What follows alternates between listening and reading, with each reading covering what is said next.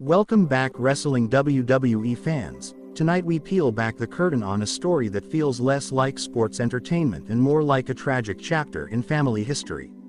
Clash in Paris gave us unforgettable moments inside the ring, but what happened after the show, away from the cameras, may go down as one of the most emotional encounters of this era. Roman Reigns, battered and bruised, was rushed from the arena to a hospital bed, his aura of invincibility finally broken. For years, he has ruled WWE with the weight of a dynasty pressing down on his shoulders, but Paris left him vulnerable in a way we've rarely seen. And then came the twist no one expected. Dean Ambrose, the forgotten brother of the Shield, walked into that hospital room. Years of history, bitterness, and silence all collided in that one moment. Please like, share and subscribe for more WWE content. The bond between Roman Reigns and Dean Ambrose has always been complicated. They began as brothers in arms, fighting side by side with Seth Rollins, tearing down legends and rewriting history. Together, they were unstoppable, a unit born out of chaos and rebellion. But betrayal cuts deeper than any weapon. Seth's infamous chair shot fractured the Shield, yet the silent resentments didn't end there. Roman ascended to the throne of WWE, while Dean drifted into shadows, battling his demons and carving his own path outside the machine. Fans often wondered, did Dean still hold anger toward Roman? Did Roman resent Dean for leaving? Those questions lingered for years, unanswered, until that night in Paris forced a confrontation no one believed we'd ever see again. The hospital was quiet, the hum of machines filling the air, as Roman lay bandaged and exhausted. His pride remained intact, but his body told a story of vulnerability. And then the door opened, revealing the figure of a man who once called him brother. Dean Ambrose didn't enter with theatrics. He entered with silence. That silence spoke louder than any promo ever could. It was the weight of years, the shadow of betrayal, the ghost of brotherhood lost. At first, Roman couldn't even bring himself to speak.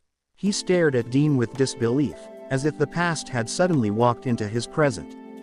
Dean's expression was unreadable. Was it pity, anger, or something far deeper?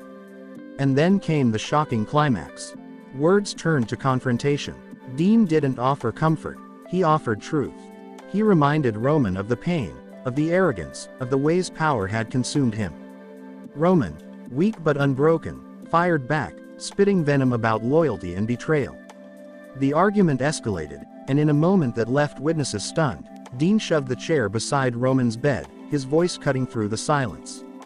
He told Roman that no empire lasts forever, and that blood means nothing when trust is broken. For a man in recovery, Roman's reaction was fierce. He growled that he was still the tribal chief, still the head of the table, and that no ghost of the past could take that from him. The tension was so thick it felt like the hospital walls themselves might crack. Nurses rushed in, trying to calm the storm, but the damage had been done. The reunion of brothers did not bring healing, it brought fire. Backstage whispers from those close to the situation claim that WWE officials were stunned Ambrose even showed up.